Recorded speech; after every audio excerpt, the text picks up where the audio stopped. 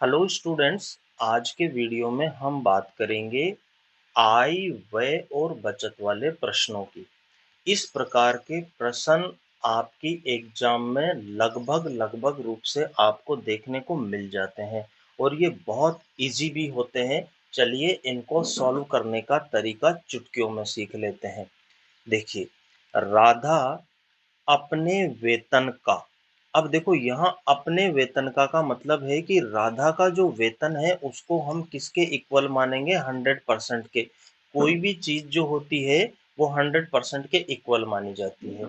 तो 40% वो किस पर व्यय कर रहा है? भोजन पर। पूरे वेतन का 40% भोजन पर व्यय कर रहा है। 20% मकान पर व्यय कर रहा है। ये 20% भी किसका है? पूरे वेतन का है। 10% मनोरंजन पर तथा 10% परिवहन पर व्यय करती है। यदि माह के अंत में उसकी बचत 1500 रुपये हो तो उसका मासिक वेतन क्या है? देखिए, पूरा वेतन का कुछ परसेंटेज अलग अलग मदों में खर्च हो रहा है। तो ऐसे में क्या करेंगे? देखो, 40% भोजन पर, 20% मकान पर, 10% मनोरंजन पर और 10% परिवहन पर व्यय हो रहा है। तो इनको जोड़ लेंगे। 40 और 20 60, 70 और 80, यानी 100 में से भाई 80% तो वो खर्च कर रही है। तो कितना बच रहा है उसके पास? 20% बच रहा है। परसेंटेज वाइज 20% बच रहा है और रुपए वाइज 1500 रुपये बच रहा है। इसका मतलब जो हमारा 20% है वो किसके बराबर हो जाएगा? 1500 के बराबर हो जाएगा। तो यहाँ एक जीरो से एक जीरो उड़ा देंगे, दो एकम दो और ये कट जाएगा 75 बराबर, यानी 1% का मान 75 हो गया। सीधा सा मान है। अब उसका मासिक वेतन किसके बराबर माना है? 100% के बराबर। तो 100% बराबर कितना हो जाएगा? 7500 रुपये हो जाएगा भाई।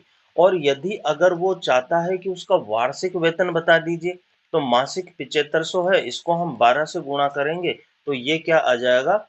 12 पंजे 60, 82 और 90,000 रुपये उसका क्या हो गया? वार्षिक वेतन हो गया। तो यानी ये दो स्टेप में ही इसका सॉल्यूशन है, बाकी ये सब माइंड कैलकुलेशन रहने वाली है। और अगर जब आपकी अच्छी प्रैक्टिस हो जाएगी तो फिर ये दो स्टेप भी आपके माइंड में ही हो जाएगी। चलिए देखते हैं इस तरह का और क्वेश्चन।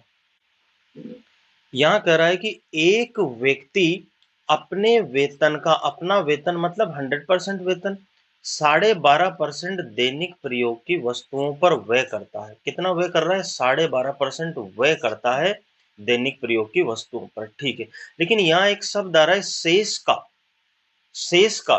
तो अब यहाँ पर आप जब भी इस तरह के शेष वाले प्रश्न आए तो आप अपने वेतन को 100% नहीं मानकर एक्स मान लीजिए कि मानव व्यक्ति का वेतन कितना है? तो मानव व्यक्ति का वेतन एक्स रुपए है। अब 12.5% तो वो खर्च कर रहा है, तो शेष कितना बचा भाई उसके पास? 87.5%, यानी 87/100 बचा। ठीक है, ये शेष बचा। अब शेष का 30% मकान के किराए पर व्यय करता है। अब जो ये शेष है ये एक तरह से 100% के इक्वल हो गया। इसका 30% ये मकान के किराए पर कर रहा है, तो अब शेष कितना बचेगा? 70%, यानी 70/100। इस प्रकार उसके पास 2940 रुपये रह जाते हैं। अब ये किसके बराबर हो गया? 2940 के बराबर। देखो, 12.5 की टेबल आनी चाहिए। 12.5 से ये 7 बार कटेगा, 12.5 से ये 8 बार कटेगा।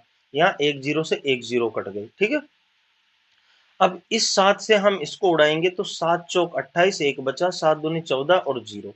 7 से फिर इसको उड़ा देंगे, 7 छंग 42 और जीरो, यानी ऊपर का काम खत्म। तो x बराबर क्या हो जाएगा?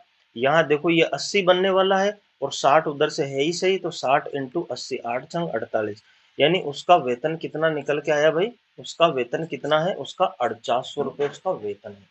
इजी गोइंग तरीके से होने वाला है। बस ध्यान रखना, जब भी शेष वाला, शेष इतना, तो वहां आपको x मानना है। ध्यान रखिए। आगे का देखते हैं।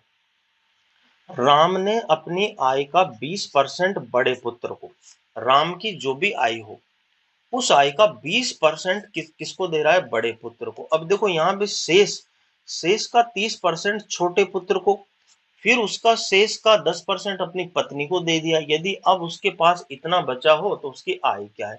तो एक्स मानना है भाई। अब x में से 20% अपने बड़े पुत्र को दे रहा है तो कितना बचा, 80% उसका शेष वेतन हो गया। अब इस शेष वेतन का 30% छोटे पुत्र को दे रहा है तो अब कितना बचा, 70% बचा भाई। अब इस शेष में से भी 10% अपनी पत्नी को दे रहा है, यानी अब कितना बचा, 90%, यानी 90/100। और ऐसा करने पर उसके पास लास्ट में वेतन बच रहा है 10,080। कुछ कट रहा हो तो काट दीजिए। देखो, एक जीरो से एक जीरो, दूसरी जीरो से दूसरी जीरो कट गया, एक जीरो से एक जीरो कट गया, ठीक है। अब 9 से ये कट रहा है क्या, 9 से अगर इसको काटेंगे तो 9 एकम 9, फिर 1 10 9 एकम 9 और 9 दूनी 18, 1120 बार कट गया। 8 और 7 को गुणा करेंगे तो 8 7 56 और 56 दूनी 112 और 0 20 बार कट गया, यानी ऊपर का तो सब खत्म हो गया। तो x बराबर अब यहाँ कितना हो गया, 10 इंटू 100, है ना, तो कितना हो गया 1000, और ये कितना हो गया भाई 20,000। जब मल्टीप्लाई करेंगे तो ये 2 स्टेप में आपके आंसर हो गए। देखते हैं अगला क्वेश्चन। अंकित अपनी आय का 20% खर्च करता है तथा शेष बचा लेता है। तो भाई यहाँ पर देखिए, आय हम इसको क्या मानेंगे, आय मान लो 100%, यानी 100 रुपए मान लो। खर्च कितना कर रहा है, खर्च कर रहा है 20%, मतलब 20, तो बचत कितनी हो गई यहाँ पर, तो बचत हो गई 80। ठीक है, अंकित अपनी आय का 20% खर्च करता है, मतलब आय अगर हम 100 मान लेंगे, 20% मतलब 20 रुपया खर्च कर रहा है, तो 80 रुपया उसकी क्या हो रही है, बचत हो रही है। यदि अब उसकी आय में 30% की वृद्धि हो जाए, आय पहले 100 थी, अब 30% वृद्धि मतलब 30 रुपया और बढ़ गया, तो 130 उसकी आय हो गई। ठीक है, उसकी बचत में भी 20% वृद्धि कर दे, उसकी बचत कितनी थी, 80 रुपया। 80 का 20% मतलब 120/100, जीरो से जीरो, जीरो से 12 अटे 96। अब जो बचत है 80 रुपए से बढ़ के कितनी हो गई भाई, 96 हो गई। अब उसके खर्च में कितने प्रतिशत की वृद्धि हुई, तो देखो आय ये है, बचत ये है, तो आय में से अगर हम बचत को माइनस कर लेंगे, आय में से बचत को माइनस कर लेंगे तो खर्च आ जाएगा। तो 10 में से 6 गया तो 4 बचा, 12 में से 9 गया तो 3, यानी उसका खर्च कितना हो रहा है भाई, 34 हो रहा है। अब ये पूछ रहा है कि उसके खर्च में कितने प्रतिशत की वृद्धि हुई, तो यहाँ खर्च कितना बढ़ रहा है, सीधा सीधा 14 बढ़ रहा है, 14 रुपए बढ़ रहा है ना। तो 14 किस पर बढ़ रहा है, 20 पर, इंटू 100% में पूछ रहा है। 20 पंजे 100 और 14 पंजे 70, तो उसकी जो खर्च है वो 70% बढ़ गई है। अब इस वीडियो का लास्ट क्वेश्चन, वैसे ये मैं आपके लिए छोड़ना चाह रहा हूं, लेकिन मैं इसको बता देता हूं, थोड़ा सा भिन्न टाइप का है, अलग टाइप का है। किसी व्यक्ति की मासिक आय 13,050 है, भाई मासिक आय कितनी है, 13,050 रुपए है। उसका व्यय कितना है भाई, व्यय कितना है, 9,000 रुपए। 13,500 कमा रहा है, 9,000 खर्च कर रहा है, तो बचत कितनी हो गई भाई, 4500 बचत हुई कि नहीं हुई, हो गई। अगले वर्ष उसकी आय 14% बढ़ गई, आय 14% बढ़ गई, मतलब आय का आप 14% निकाल लो, है ना, 14% बढ़ गई। ठीक है, ये 14%, 2 जीरो से 2 जीरो उड़ गई, 14 पंजे 70, 7, 14 दूना 28, 14 तीन 42 और 7 49, 4 और 14 18, यानी 1890 रुपए बढ़ गए उसके, 1890 रुपए बढ़ गए। पहले 13,500 थे, अब 1890 रुपए और बढ़ गए।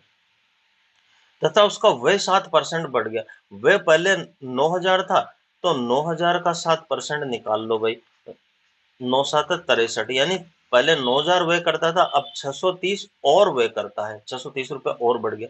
तो यहाँ बचत कितनी आई भाई, 90 में से 30 गया तो 60 और 18 में से, यानी 1260 रुपए बचा रहा है, 1260 रुपए एक्स्ट्रा बचा रहा है 4500 से।